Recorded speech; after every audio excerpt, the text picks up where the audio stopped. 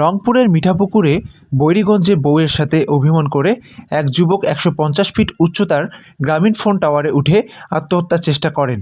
শুক্রবার সকাল ১০টার সময় বৈরীগঞ্জ বাস স্ট্যান্ড সংলগ্নে এই ঘটনা ঘটে। পরবর্তীতে পুলিশ ও ফায়ার সার্ভিসের সহযোগিতায় অভিমানী এই যুবককে উদ্ধার করা হয়। এ ধরনের ঘটনা সাধারণত নাটক, সিনেমা কিংবা সামাজিক যোগাযোগ মাধ্যমে বিভিন্ন কন্টেন্টে লক্ষ্য করা যায়, কিন্তু বাস্তবে এমন ঘটনা ঘটিয়ে রীতিমতো সবাইকে তাক লাগিয়ে দিয়েছেন মিঠাপুকুরের বৈরীগঞ্জের এই অভিমানী যুবক।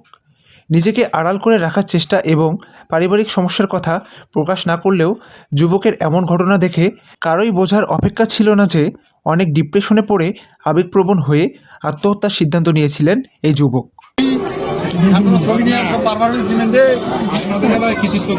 এমন ঘটনা দেখে অনেকেই আবার ভাবছেন অন্য কিছু, হয়তোবা ভাইরাল হয়ে পরিচিতি অর্জনের জন্য একটি প্রচেষ্টাও হতে পারে তার, এমনটাই মন্তব্য করছেন অনেকেই।